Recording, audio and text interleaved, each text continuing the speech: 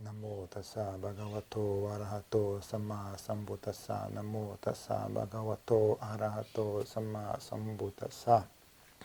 Namo tassa bhagavato arahato samma sambuddhassa. Buddham dhammam sangham namasami.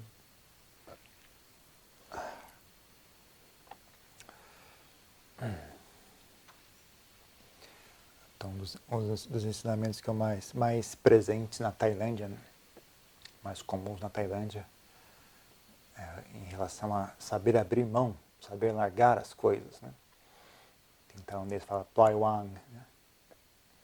Então, tem uma gravação da Ajahn Chah que eu gosto muito, né? Que fala como se a pessoa estivesse carregando uma pedra enorme, né?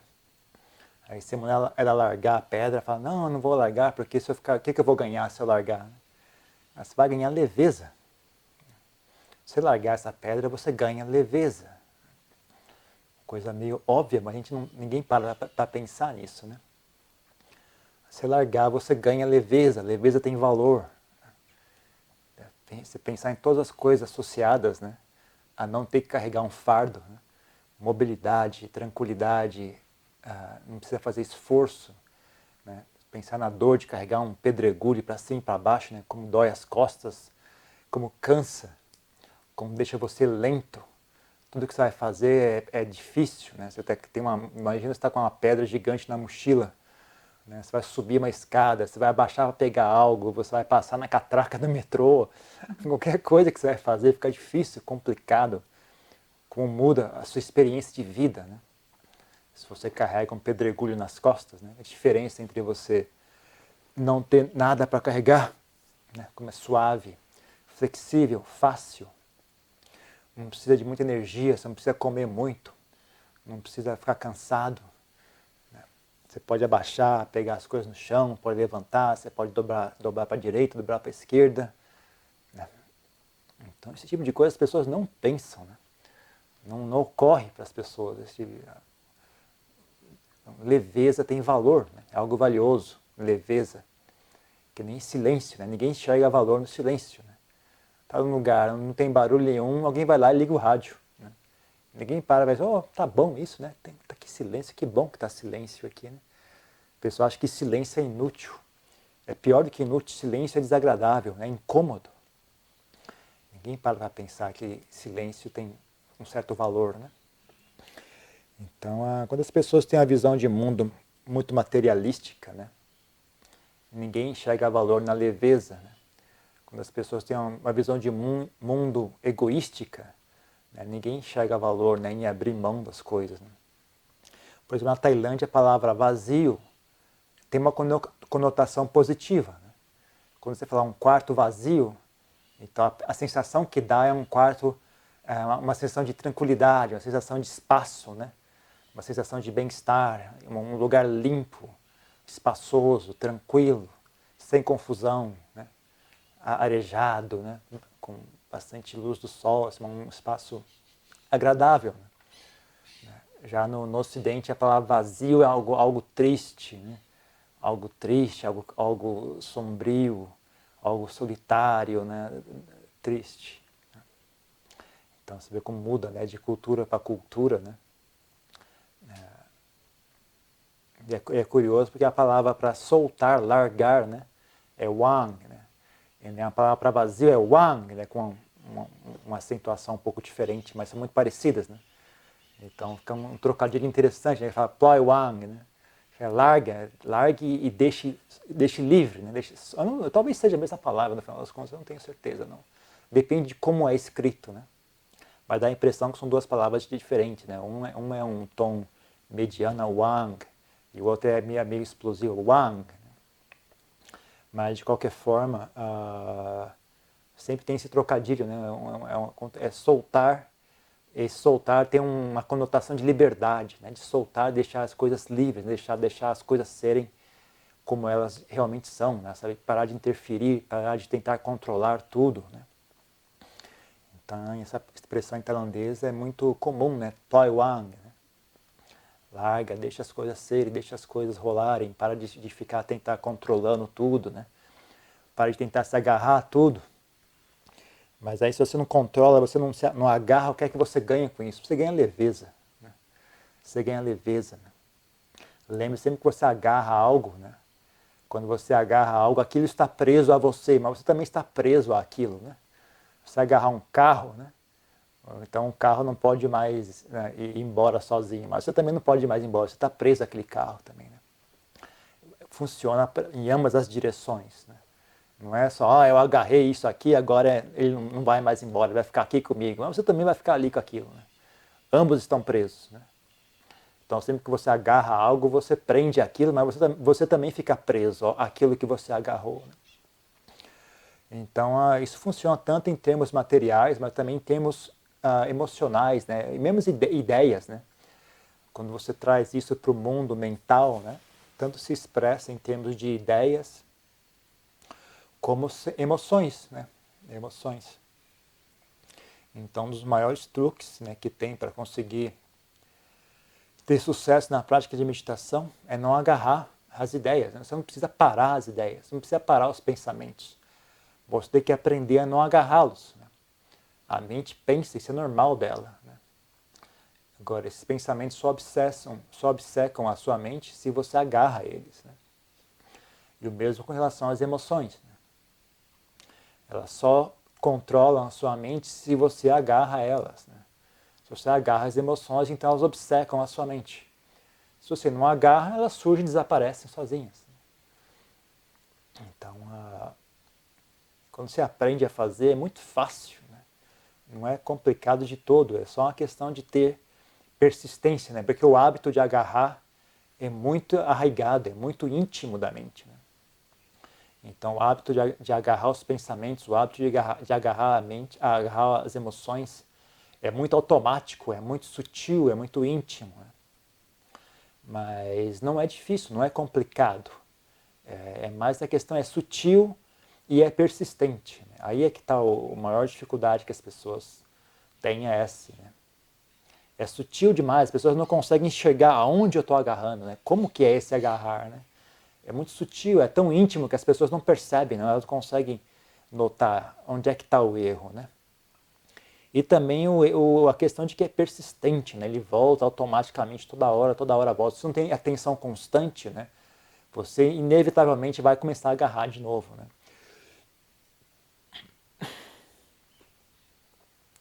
Então requer sutileza e requer atenção, requer constância de atenção, né? Presença mental, né? Tá ciente da mente o tempo todo. Né? Então,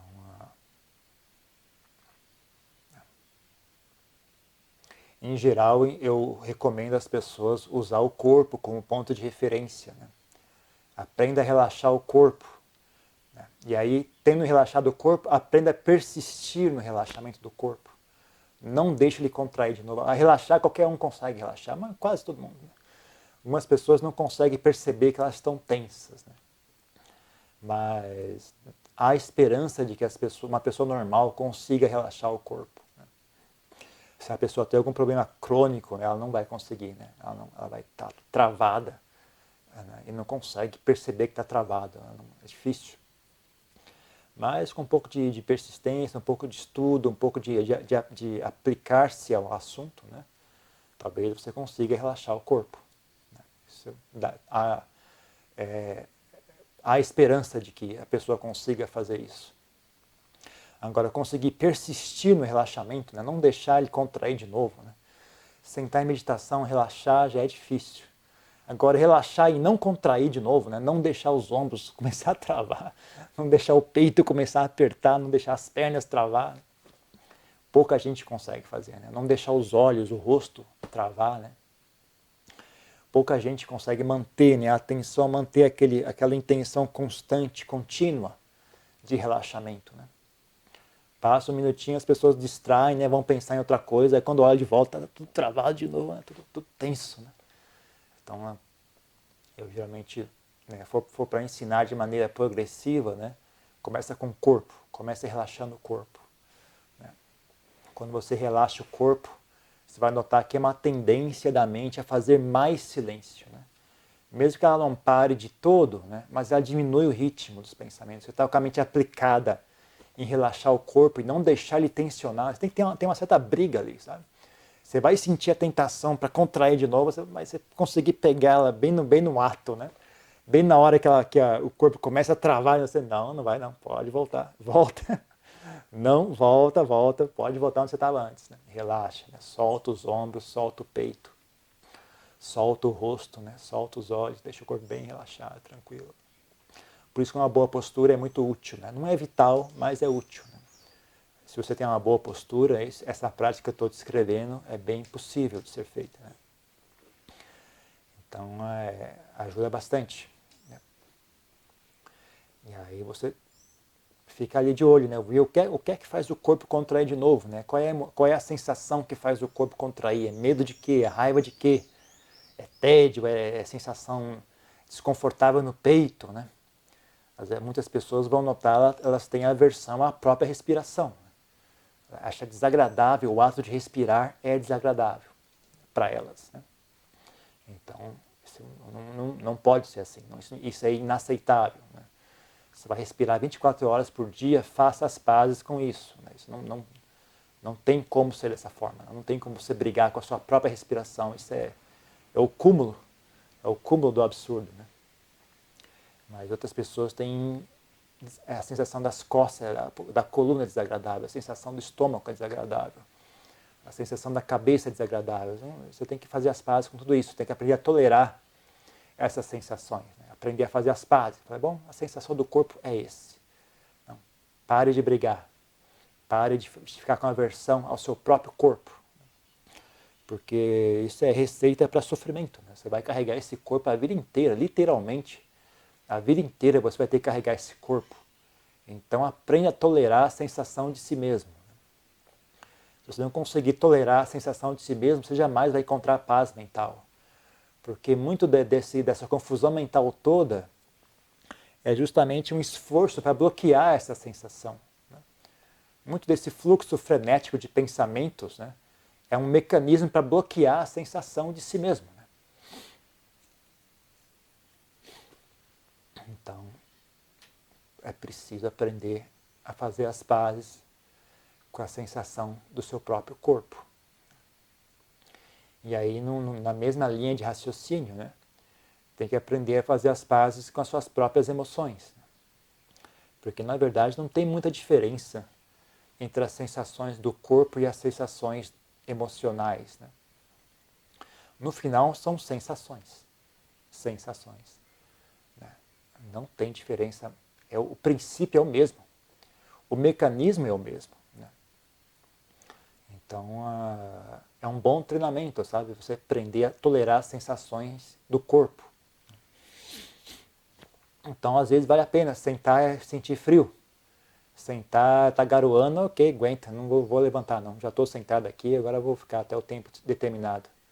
Né? Sentar e deixar os mosquitos picar um pouco também, né? Aguenta. Aprende a tolerar a sensação desagradável. Né? Na medida que não for nenhuma sensação que indique algum risco à sua saúde, não aguente a sensação de desconforto, né, na meditação. Né? Dor nas pernas, dor nas costas. Né? Se não é uma dor que indica risco à sua saúde, vale a pena aprender a tolerar aquela sensação. Né? Se for algo que indica risco de saúde, aí eu já acho que não vale a pena. É melhor mexer as pernas, mudar de postura. Porque se você continuar meditando dessa forma, de maneira contínua e frequente, diariamente, repetidamente, mês após mês, ano após ano, cedo ou tarde isso vai dar algum problema sério. Né? E aí fica ainda mais difícil. A meditação já não é um assunto fácil, né? Com problema de saúde fica ainda mais difícil. Né? Então, quando tem alguma questão de saúde envolvida, eu recomendo que as pessoas não insistam. Né? Então, em vez de tentar forçar a postura de meditação, coloque esse esforço todo em alongamento. Né? Faça alongamento, faça exercício, faça yoga, o que quer que seja que ajude. Né? Já que você vai fazer esforço, então faça esforço no lugar certo. Faça esforço em alongar as pernas, alongar as costas, alongar os ombros, alongar os músculos do corpo inteiro, né? Para você poder sentar de maneira tranquila. Então, mas aí tudo que você aprende, né, tolerando as sensações do corpo, você vai usar na hora de tolerar as sensações emocionais também. Né?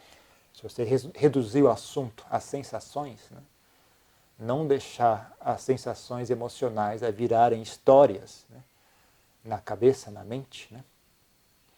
Reduzir, isso é apenas uma sensação. É apenas uma sensação. Aí não é tão difícil, não. É só você manter a mente relaxada, não deixar a mente contrair. Né? Quando ela faz contato com aquela sensação, aquela emoção, ela agarra. Né? Aí você play one, né? Larga, solta. Né? Isso que o João Poço Medo ensina muito isso, né? Soltar, let go. Né? É mais ou menos por aí que vai a coisa. Né? Não deixar a mente agarrar as sensações. Né? Então, é duro explicar isso, é duro convencer as pessoas, né, a tentar isso, porque a maioria delas não tem pontos de referência, né, que a gente estava falando anteriormente. Né? A pessoa não consegue imaginar. Mas o que eu ganho se eu largar isso? Você ganha leveza. É uma coisa tão óbvia, mas as pessoas não têm experiência de leveza. Né? Elas não conseguem notar a diferença. Tudo que ela experienciou na vida veio através de agarrar e obter coisas. Nunca notou o benefício de largar as coisas. Né? Tudo que a cultura ensina para elas é obter mais. Né? A televisão, o rádio, a internet, os amigos, todos eles só falam de obter coisas. Só falam de conseguir mais. Ninguém fala de largar nada, de soltar, de deixar as coisas passarem. Né? Não é um valor que é passado para as pessoas.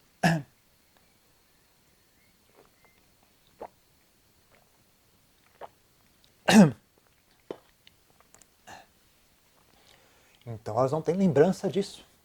Elas não têm experiência disso. Agora, com relação à mente é pior ainda. Elas têm ainda menos experiência disso. Né? Como é que é a mente quando ela fica tranquila? Quando ela solta as coisas, quando ela larga as coisas. Né?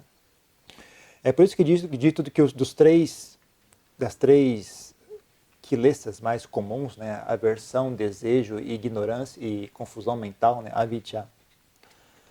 O mais fácil, né, é a aversão, né? A raiva é o mais fácil. Porque tem um antídoto muito simples, né, um antídoto muito grosseiro, que é o bem-querer. Né? Então, você está com muita raiva de alguém, você sente bem-querer, você solta aquela raiva, você larga. Né? É um estado emocional muito próximo, né, daquilo que a gente está almejando. Então, bem-querer é uma boa ferramenta, né, para você aproximar a mente do assunto. Né? Então, se você está com raiva de alguém, você solta aquela raiva e surge bem-querer. Né? Você tem essa experiência de soltar, né, de largar. Né? Largar o assunto. Parar de esquentar a cabeça. Parar de achar defeito. Parar de resmungar. Parar de ficar acusando os outros e ficar com raiva. Né? Quando você solta aqui, você sente um alívio. Que alívio. Né? Diferença. Né? Então é uma coisa bem fácil de observar. Né? E te dá a dica já, é nessa direção que vai o assunto. Né? Nessa direção que vai. Né? Então o Buda dizia que a prática de Metta Bhavana é a forma mais fácil de alcançar Samadhi. Né? A forma mais fácil de alcançar Samadhi é Metta Bhavana. Né? É a mais simples, a mais fácil que tem é essa. Ele já empurra você na direção correta. Né? É muito análogo. Né? A sensação de bem-querer é muito análoga ao estado mental de Samadhi. Né? Já está bem ali, está bem na boca, na cara do gol. Né? Só que Samadhi é ainda mais pacífico do que bem-querer. Né? É ainda mais pacífico. Tanto que o Buda dizia, né? ele experimentou manter a mente, né, no estado de metta durante o tempo todo, mas viu que isso cansava a mente. Ainda tem um pouco de atividade mental ali que não dá para suster isso a longo prazo. Né? Então, mas ainda assim é uma prática saudável, uma prática que deve ser cultivada por todo mundo. Né? E se a pessoa cultiva isso e isso leva ela a alcançar a samadhi, então tá ótimo. Então vai em frente com essa prática. Né? Mas se a pessoa, isso não leva a alcançar a samadhi, ainda assim cria uma fundação para a mente, sabe? Dá um bom ponto de referência e cria uma fundação muito saudável para a pessoa a existir no dia a dia, sabe? Você interagir com o mundo com a mente imbuída de bem-querer, né? Afia muito a sua sabedoria e já deixa a mente nesse estado de soltar, né? De largar as coisas, deixar as coisas fluírem, né? Então é um estado mental muito saudável, muito útil para quem pratica a meditação. Mas outro estado mental que, não é, que também empurra a mente nessa direção é o estado da renúncia, né? Você treinar a abrir mão das coisas. Então você tem uma dificuldade, uma situação difícil, experimenta resolver aquilo abrindo mão, renunciando. Renúncia. Renúncia é um outro estado mental que é muito análogo, né? É muito próximo ao estado de samadhi, né? É vizinho de samadhi. Renúncia, bem-querer, são dois vizinhos de samadhi. Não são exatamente samadhi, mas estão bem, bem perto, né? Então você treina em renúncia, treina em abrir mão, treina em frugalidade, né? Treina em passar sem. Né? Eu teria que ter isso para fazer aquilo, mas não tem, então eu vou simplesmente não ter isso. Tá bom. Você abre mão, renuncia. Então é outra qualidade mental muito próxima, né? Muito útil de ser cultivada. Né? Renúncia. E aí mais uma que tem também é o desencanto, né? Chama samvega. É a sensação de desencanto, né? É algo muito próximo também, é uma sensação de, né, soltar algo, né? De largar, né? Você simplesmente solta, né, o assunto. Né? O que faz a gente agarrar os assuntos é o nosso encanto pelos assuntos. Né? Então o desencanto, né? ou como eles falam em inglês, dispassion, né? A não paixão, ou despaixão, não existe essa palavra em português, né? A gente inventa ela. O despaixão, né? É o oposto da paixão. Né? Então você tem um certo, né? Como eu falei, todos esses três, né, não são exatamente samadhi, né? Eles têm um pequeno defeito ainda escondido neles. Então o desencanto tem um pequeno defeito, tem uma leve aversão ali, né? Tem uma leve aversão que não é exatamente o ideal para samadhi, né? Mas é um estado grosseiro que mais ou menos chega perto, sabe? Que nem bem-querer. Bem-querer ainda tem uma queimação ali por trás, ainda tem uma certa agitação mental envolvida, né? O desencanto também tem uma certa queimação envolvida, tem uma certa agitação mental envolvida. Não é exatamente samadhi, mas chega bem perto, né? Então você treina a mente, você começa a habituar a mente nesses estados mentais, né? Ela vai começando a pegar, a imagem vai se formando, sabe? A imagem do que é esse soltar, né? Esse largar, ploy-wang, né? Que leva a mente a alcançar paz, né? Que leva a mente a ficar em paz, né? Você vai mais ou menos aproximando a mente do assunto, né? E a imagem vai se formando, né? A imagem não é uma imagem, mas a sensação vai ficando cada vez mais firme dentro de si mesmo. Né? A mente vai ficando cada vez mais, acho que eu estou começando a entender, estou começando a pegar a manha disso aqui, né? Esse negócio de ploy-wang, né? De let go, né? Que os mestres falam, né? Aos poucos vai formando dentro de você, né? A mente vai se aproximando mais e mais, ela vai criando apreço, né, por esse estado. Ela vai ficando, tem algo bom aqui, eu tenho uma intuição de que é bem por aqui que vai esse assunto. Então, geralmente eu recomendo às pessoas, esse aqui é o grande trunfo, né, do treinamento monástico, né? Treina você nessas qualidades. Né? Treina você nessas qualidades.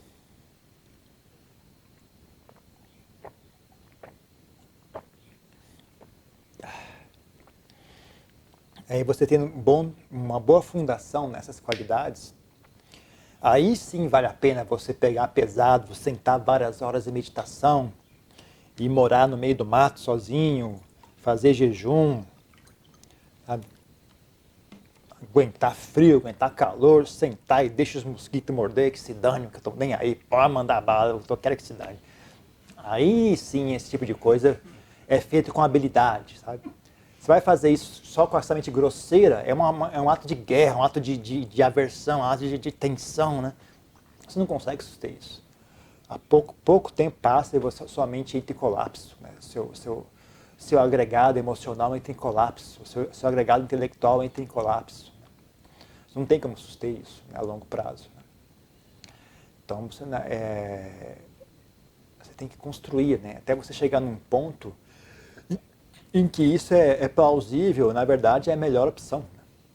Né? É a melhor opção. Okay, a minha prática agora é essa. Quando você vê que aí você colhe os resultados disso.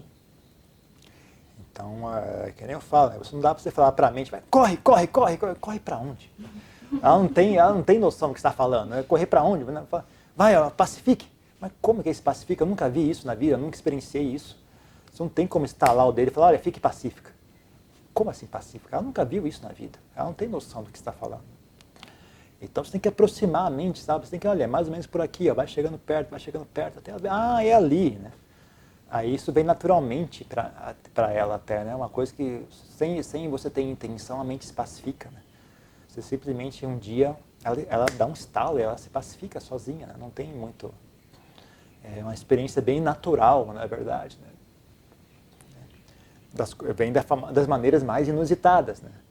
Tem cada história de cada mestre conta, realmente, não tem como você adivinhar, né, quando é que você vai experienciar isso, né? A mente se pacifica sozinha. Quando ela está pronta, que nem a Ajahn falava, né? Quando procurar a felicidade é que nem você procurar... na verdade, é um ditado tailandês. Aqui no Brasil a gente fala caçar cabelo em ovo, né? A gente fala uma coisa que não existe, não tem como você nunca vai achar cabelo em ovo, né? Na Tailândia eles falam, você achar uma tartaruga de bigode, né? Que nem você procurar uma tartaruga de bigode, você nunca vai achar uma tartaruga de bigode, não existe isso, né? Mas quando a sua mente está pronta, né, procurar a felicidade, né, tem um ditado do Ajahn Chah, né? Procurar a felicidade é que nem querer encontrar uma tartaruga de bigode, né? Você nunca vai encontrar, quanto mais você procura, você nunca encontra, né? Mas quando a sua mente está pronta, a felicidade vem sozinha, né? Então, isso na verdade, eu acho que ele estava se referindo à felicidade de Samadhi, né? A felicidade da mente pacífica, né? Então, quando a mente está pronta, né? Quando as condições estão presentes, a mente se abre, né? É uma coisa bem curiosa de experienciar, né? Ela se abre sozinha, você só vai praticando, você só vai criando as condições. É que nem ele também falava, né? Que nem você acender uma fogueira com 2 gravetos, né? Você só faz a sua parte, você esfrega os gravetos junto, né? O calor vem sozinho, né? Você não precisa fazer o calor surgir. Você só esfrega os gravetos. Se você continuar e persistir, né?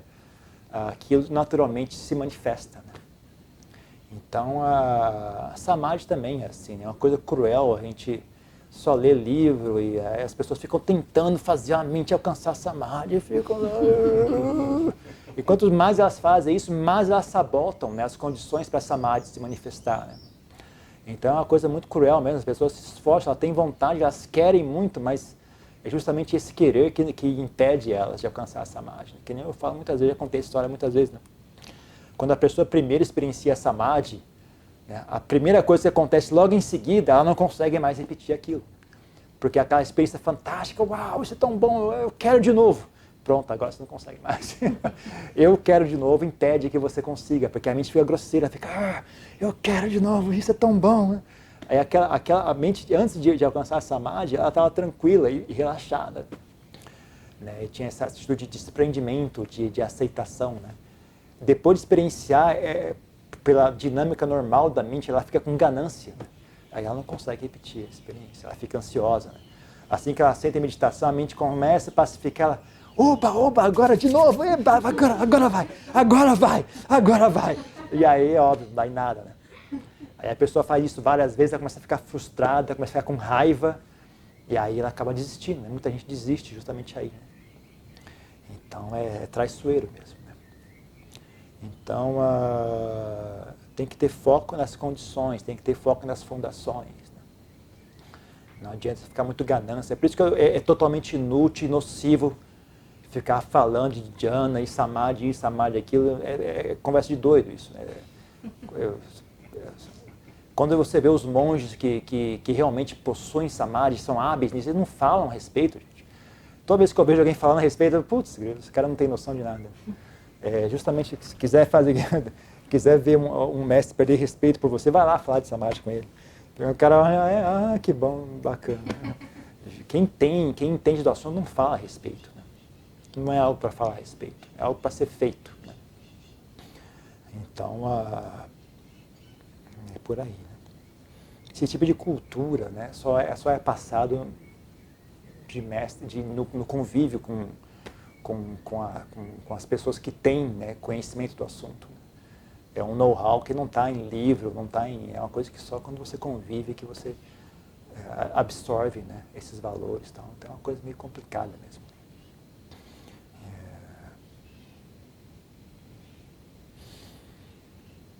Então é isso. Acho que mais ou menos por isso. Tem alguma pergunta, alguma questão? Não. Aí tem uma... É nesse agarrar da mente que vai surgindo a ideia do eu? Não sei, eu acho que é um assunto muito sutil, não saberia responder isso. A causa, que nos sutras diz que a causa primeira é a ignorância. Né? Avijja realmente a causa raiz. Né? Mas aí já entra num nível muito sutil. Né? Mas o eu é um manifestar desse agarrar, e ele também é a causa desse agarrar. Né? Até um ciclo vicioso. Né? Então ele é tanto causa como consequência desse agarrar. Né? Então é um ciclo vicioso.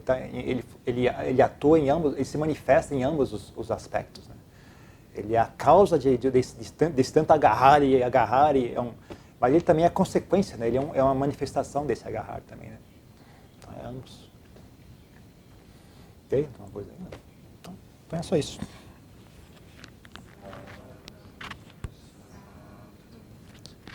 Eu gosto de perguntas, ninguém faz pergunta aí.